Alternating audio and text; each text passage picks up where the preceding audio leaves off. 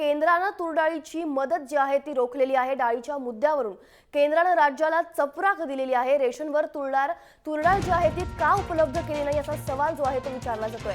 सामान्यांना दिलासा का दिला जात नाहीये? तूर डाळीबाबत राज्याचा ठोस निर्णय नाहीये।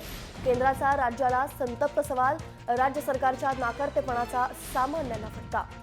तूरडाळ अजूनही आवाक्याबाहेरच, मोदी सरकारनं देवेंद्र सरकारला चांगलीच चपराक लगावली आहे। तूरडाळीच्या मुद्द्यावरून केंद्रानं राज्य सरकारला चांगलं सुनावलंय। राज्य सरकारनं तूरडाळीचे भाव नियंत्रणात ठेवण्यासाठी कोणताही ठोस निर्णय घेतला नाहीये। केवळ दुष्काळामुळे डाळींचं उत्पादन कमी झालं, मागणी वाढली हे कारण असूच शकत नाही। राज्य सरकारनं साठवलेली तूरडाळ रेशनवर का उपलब्ध करून दिली जात नाही अशी विचारणा जी आहे ती केंद्राने केली आहे। केंद्रानं 7,000 मेट्रिक टन तूरडाळीची मदत मान्य केली होती, पण राज्याच्या नाकर्तेपणाचा फटका आता सामान्यांना बसतोय।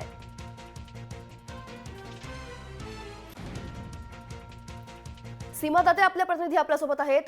सीमा, काय अधिक सांगशील? केंद्रानं तूरडाळीची जी आहे ती रोखलेली आहे मदत जी आहे, काय तू अधिक माहिती देशील? नक्कीच आपण बघतोय की याआधी तूर डाळीवरून अनेक राजकारण देखील रंगलं होतं आणि आता केंद्राने स्वतः राज्य सरकारला बजावलं होतं की तूर डाळीचे जे काही भाव आहे ते स्थिर ठेवा आणि त्याचबरोबर तूर डाळीचा जो साठेबसांकडून जो साठा जप्त केला होता, हा जप्त केलेला साठा त्यांनी रेशन दुकानामध्ये उपलब्ध करून द्यावा, जेणेकरून सामान्यांना ही तूर डाळ जी आहे ती काही कमी भावामध्येच उपलब्ध होईल। मात्र वारंवार असं सांगूनही राज्य सरकारने ही चर्चा जी आहे ती केलेली नाही आहे आणि आता शेवटी स्वतः केंद्र सरकारनेच राज्य सरकारला चपराक दिलेली आहे असं आपण म्हणू शकतो। आणि एकूणच आपण जर तूर डाळीची मागणी लक्षात घेतली असेल सीमा, तर तू आमच्यासोबत अशीच राहा। राष्ट्रवादीचे आमदार शशिकांत शिंदे आपल्यासोबत आहेत। शशिकांतजी, तुमची काय प्रतिक्रिया आहे? केंद्रानं चांगली चपराक लगावलेली आहे फडणवीस सरकारला, जी मदत केंद्रानं केली होती ती रोखण्यात आलेली आहे तूर डाळी संबंधीची, तुमची काय प्रतिक्रिया आहे? नाही, यामध्ये मागच्या अधिवेशनामध्ये सुद्धा मी या बाबतीमध्ये विषय मांडला होता। महागाईच्या वर चर्चा करताना माझा तर स्पष्ट आरोप आहे की केंद्राचं नियंत्रण नाही आहे। काही कंपन्या, मोठ्या अदानी सारख्या कंपन्यांनी या राज्यातल्या देशातली तूर डाळ खरेदी केली आणि ती परत सिंगापूरच्या कंपनीमध्ये नेली। सिंगापूरच्या असं खरं म्हणतात तर राज्य सरकार, केंद्र सरकारने चौकशी करायला पाहिजे आणि तिथूनच ती परत चढत्या भावाने परत या ठिकाणी सरकार खरेदी करत आहे।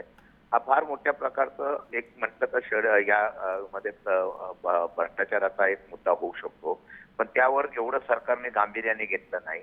राज्य सरकारने मागच्या वेळेला ज्या तूर डाळीचा जप्त करण्याच्या बाबतीमधला निर्णय घेतलेला आहे, सामान्य माणसामध्ये ही तूर डाळ परवडत नाही अशी चर्चा गेली वर्षभर आहे, पण सरकार दर नियंत्रण करण्यात आणतंय म्हणून सांगताय। 100 रुपयाची तूर डाळ फक्त 85 रुपये केलं म्हणजे नियंत्रणात आला असं होत नाहीये।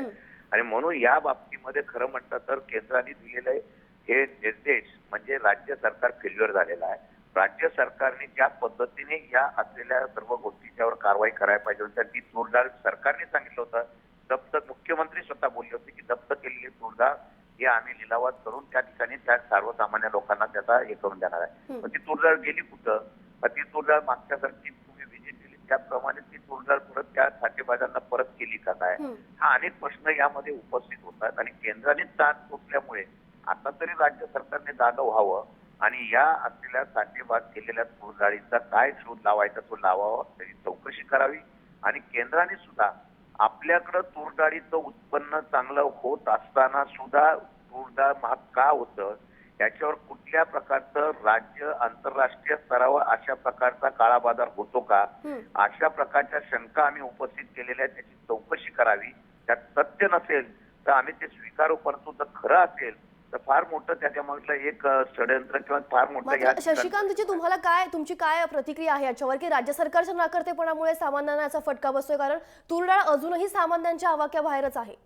100% असं आहे की मी आजही म्हणतोय, एका बाजूला देशात आणि राज्यामध्ये तूर डाळ फार मोठ्या प्रमाणामध्ये उत्पन्न झाला असं सरकारच सांगतंय, मग तूर डाळ उत्पन्न झाला असेल तर महागाई का वाढली? याचाच अर्थ राज्य सरकार पूर्णपणाने अपयशी झालेलं आहे। तूर डाळीचा हमीभाव देण्याच्या बाबतीत मला निर्णय झाला, त्याचा सुद्धा निर्णय दिलेला नाहीये आणि म्हणून सर्वसामान्य लोकांना मिळणारं जे आपल्याला धान्य द्यायचं आहे त्यात राज्य सरकार नियंत्रण करण्यासाठी, महागाई नियंत्रण करण्यासाठी अपयशी ठरलेले माझा आरोप आहे। तुम्ही आमच्यासोबत असेच राहा शशिकांतजी। भाजपचे प्रवक्ते मधुकर चव्हाण आपल्यासोबत फोन लाईनवरून आहेत।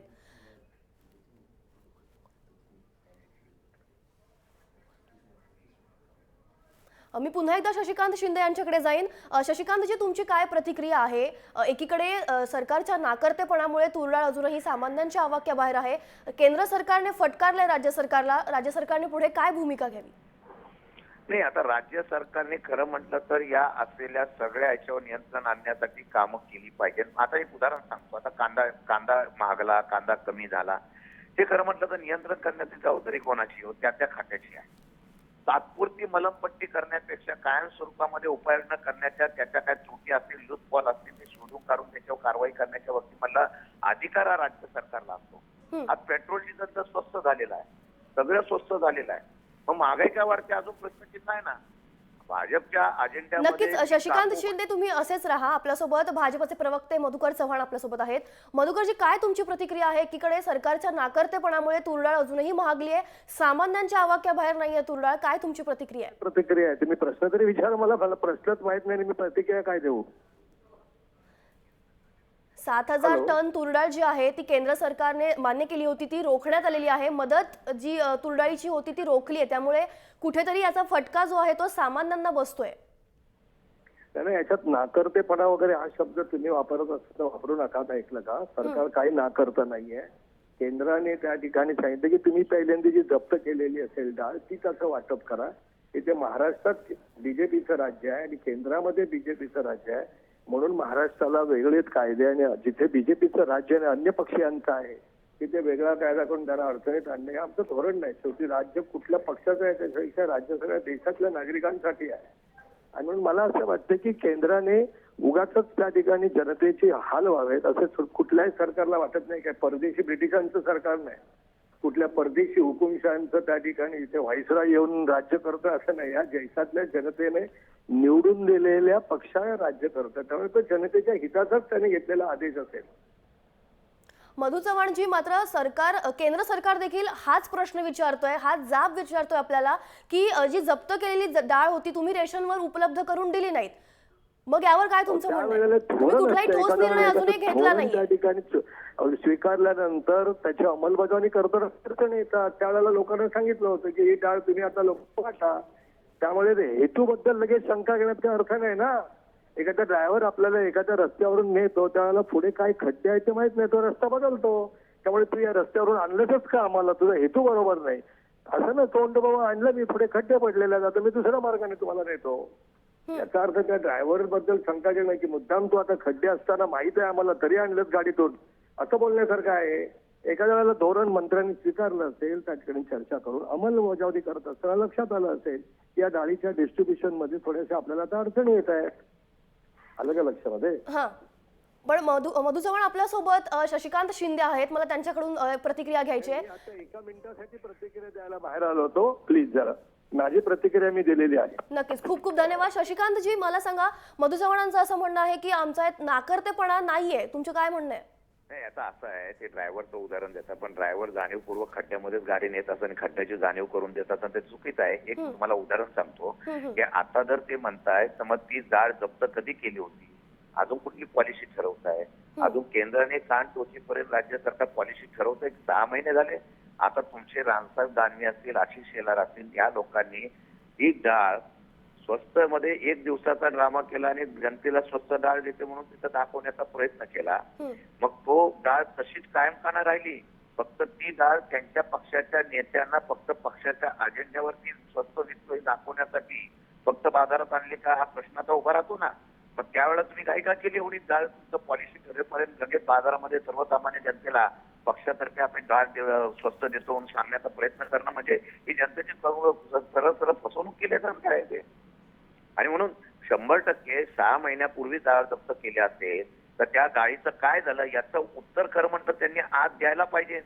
पॉलिसी कुठली? नक्कीच, म्हणजे एकूणच काय तर डाळीची पॉलिसी सरकारने करायला हवी होती. कुठेतरी सामान्यांना त्यामुळे दिलासा मिळालेला असता. डाळी जप्त केलेल्या डाळीचं काय झालं पहिलं कळून द्या मला. नाही, तेच म्हणजे सरकारने डाळींची पॉलिसी करायला हवी होती, त्यामुळे एक सामान्यांना दिलासा मिळालेला असता. खूप खूप धन्यवाद शशिकांतजी, तुम्ही आम्हाला प्रतिक्रिया दिली त्याबद्दल. आणि मधु चव्हाण, तुम्हालाही खूप खूप धन्यवाद.